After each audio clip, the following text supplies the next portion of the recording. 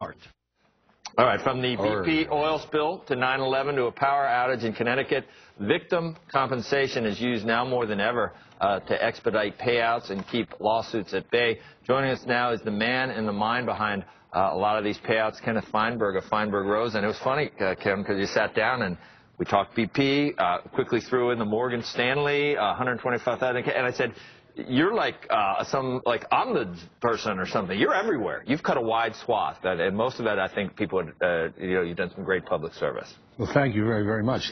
Fortunately, these projects are relatively rare, I must say. But you're the only guy in the country that can come in to fix all these things? Are you a Renaissance man or something? I mean, how do you characterize it? These jobs, really, other people, there are millions of Americans, I think, that could do what I do. I'm asked to do it, so I do it. But you don't need to be a rocket scientist to do this. We talked about BP, and instead of getting bogged down in all of the maybe minutiae, number one, let's just say this is a great story that the Gulf is back. Is it not? Is that we see the ads, and I mean, maybe they took the pictures at the pristine beaches, but in general, it was not nearly as bad as we thought. Well, I think that's right. And BP did a pretty good job. I think they did, but you have to remember, the experts are saying it's reasonable to think that the Gulf is back. It's a reasonable position to take. We ask the experts.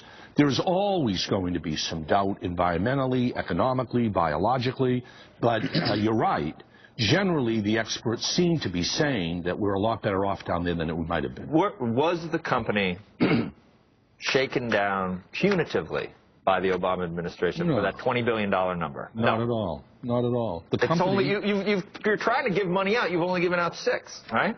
Only. We've given out in 17 months over $6 billion. The first trial in the case, isn't scheduled until the end of next month. But some lawyers are saying that the people that dealt with you probably got a better deal from you than they're going to get from the courts. The courts will decide that. Is that possible that that's true? It's possible, I suppose. I mean, I covered ExxonMobil, Joe. Those guys are still... Did they get their money yet? I know. 22 years. They're still 22 years. They're still litigating. But a lot of articles are written contrasting BP with ExxonMobil on. You'll have to ask BP, but I think BP made a calculated decision. The administration wanted to get money out to the victims in the Gulf who were harmed by the spill. BP saw a way to try and get this behind them, not do an Exxon precedent, and try and go a different route. They overshot on the $20 billion. You don't think that there was any pressure at that $20 billion? Remember now, I'm not the only one drawing on the $20 billion. Also drawing on the $20 billion is Gulf Coast cleanup by local and state governments, government claims for lost tax revenue and real estate taxes. So, I mean, there are other people drawing on the $20 billion. Let's say it goes 70% higher than it is now. Let's say it goes to $10 billion.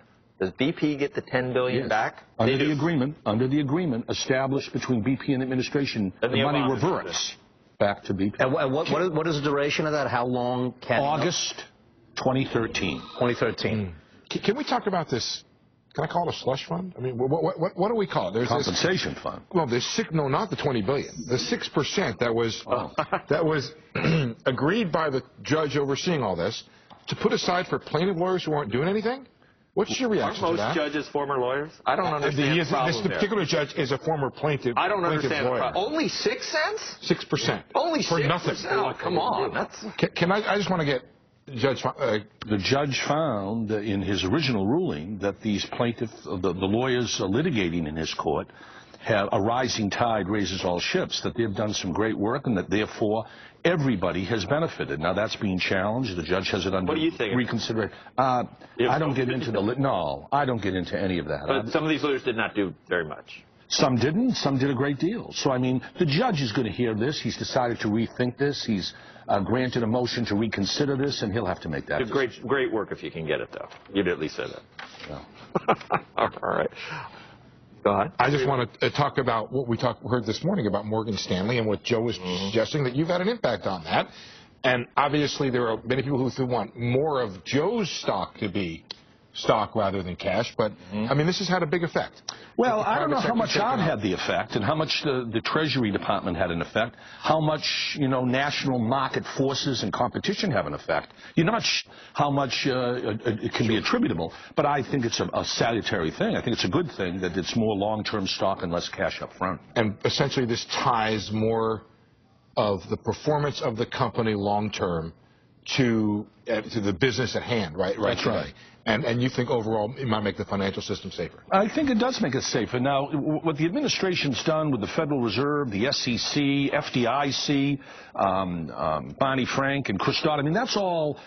That's where you're going to see a lot more long-term impact, I think, than what the Payzar did with just 7 companies and 175 people. But maybe there's a long-term impact. It certainly seems that there's political pressure here, and I'm not sure that private sector compensation should be determined under that context. But I wonder more broadly about the sheer scale of this regulation.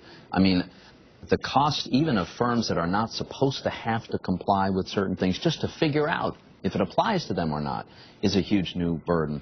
And I'm very concerned about this, the aggregate weight of this. Well, let me just say 2 things. First, I agree with you that what was done with my role as the Payzar for these 7 companies should not be expanded. I didn't hear anybody in Treasury, Secretary Geithner, the administration certainly agrees with you that that type of micromanagement of pay should not be expanded. But I did agree, I did see today Joe Nasira's op-ed piece in the New York Times talking exactly about the stifling impact of regulation on corporations and on corporate pay. And especially in the financial sector. Yes. Senator Toomey, what is the Republican position here, if you don't mind?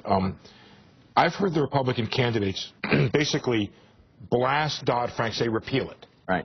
But does that mean all of the elements would be repealed, that the higher capital ratios, that some of the executive compensation stuff, that all of that would go away? How would the Republican Party change Dodd-Frank? Or maybe it would be a total repeal.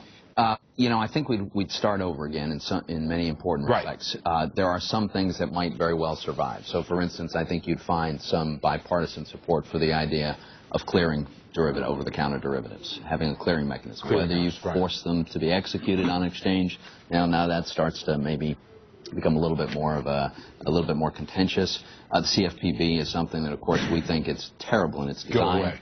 Well, that'd be my preference. At a minimum, it should be restructured, should be based on the model of most of the other regulators, where you have multiple people, bipartisan. They have to vote on things rather than a single czar, essentially, that can dictate policy. But secondly, very much should be subject to congressional oversight. In the current design, there's no oversight. There's no dependence on Congress for his budget. So what about the higher capital standards for the banks? Personally, I'd like to see a substitution, if you will, rather than a lot of government micromanaging and telling banks what they can do and what they can't and under what circumstances. I'd rather say, look, as you grow, you need to have more capital. That's the cushion that we need. Ken, if Europe calls, I mean, they got some issues over there. You go run the, what is it, ESFSFS? EFSF. Can you go run that? I mean, if you could do that, or give out like 30% of what it's got, will you answer the call? Well, I just want to get through this BP matter right now and get the rest of the claimants paid. We're still getting about 1,000 claims a week, still coming in. How much we're trying to get rid of these. How much should BP pay for just in like advertisements, but to get people to come back down to? I mean, there's ways that you could make a case for them to continue to help out, right? They're doing it. I mean, they are. I see the ad. Yeah. Tremendous amounts, and that's not part of the $20 billion. Whatever they're doing offline, that's separate. Separate. All right. Well, thank you. As I said off camera, thanks for your service, and we appreciate you coming in today as well. Thank you very much. We'll see you again. Nice to see you again. Thank you. Up next, markets and politics collide.